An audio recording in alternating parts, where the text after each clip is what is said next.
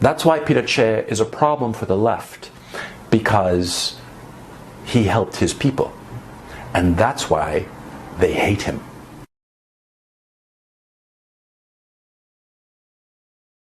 There are a lot of dictators in Latin America, military dictators. I mean, a whole bunch of them. There was Stroessner and Videla. I mean, like in Argentina, for instance, there was a period of time during the 70s and early 80s where they were swapping out military dictators every other week. And yet the left obsesses about Augusto Pinochet, the dictator, the only military dictator that Chile has ever had.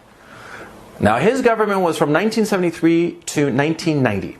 And during his period as president, I mean, to hear it from a leftist, he practically mass murdered half the country. That's the picture you would get from the leftist media about Augusto Pinochet. And they keep on harping on the guy. The other day, I saw Jordan Peterson talking to some Channel 4 interviewer, right? And, she was talking about Lenin and Mao, and then she mentioned Pinochet in the same breath. As if Pinochet, in terms of what he had done, the abuses of human rights that he had committed, which he did, was equivalent to what Mao and Lenin had done, which is absurd, right? Why is it that the left hates Pinochet so much? There were so many military dictators in Latin America during the 70s and the 80s, and yet they focus on this one guy. Why?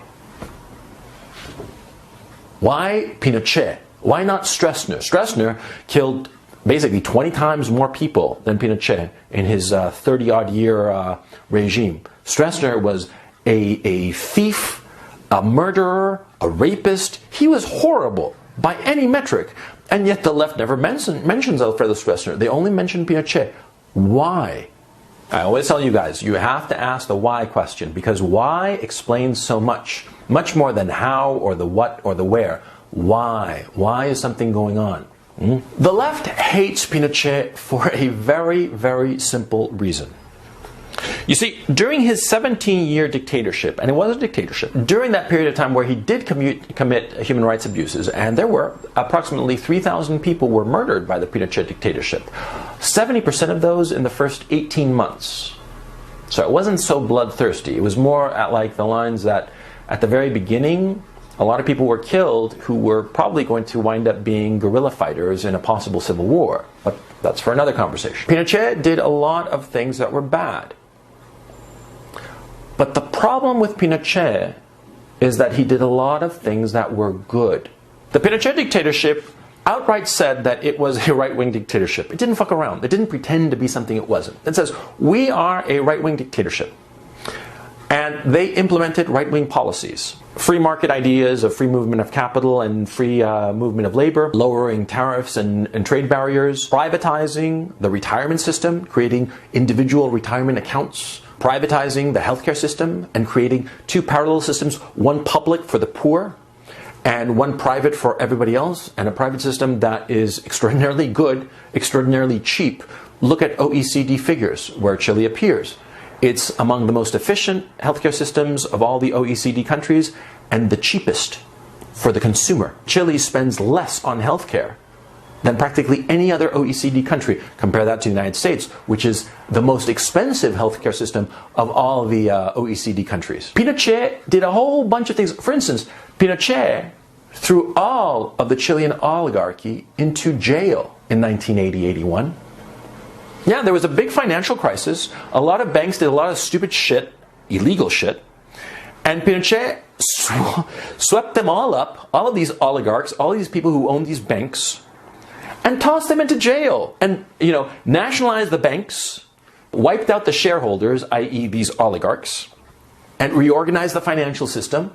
And, went through, solved the financial crisis of 1980-81, which is a huge deal in Chile. And all of those oligarchs, I remember watching TV, and they were in this prison called Capuchino. And they were there, and they couldn't get out, and their lawyers would go in and out, and the press would be waiting, to interview them. And all of these oligarchs, these big names, the equivalent of, like, say, I don't know, Zuckerberg, Sergey Brin, Larry Page, all of these guys, Rockefellers, the equivalent of Rockefellers and the equivalent of DuPonts, they were all in jail. because the Pinochet dictatorship determined that what they had done was illegal and tossed them into jail, right? It didn't put up with, corrupt oligarchs. And that's why in Chile, the oligarchs have always hated Pinochet. That's a dirty little secret. But anyway, there were a lot of mistakes that the Pinochet government did, the Pinochet dictatorship did. For instance, there were a lot of murders that were, unnecessary and politically stupid. Okay? Not to mention, of course, immoral. There were a lot of measures that the government implemented that didn't work out in the end. But all in all, the Pinochet dictatorship improved the lives of the average Chilean citizen. And we can point to the statistics. By any metric, the Chilean people's lot improved between 1973 and 1990. By every single metric. Literacy, life expectancy, electrification, infant mortality, everything. Everything improved during those 17 years.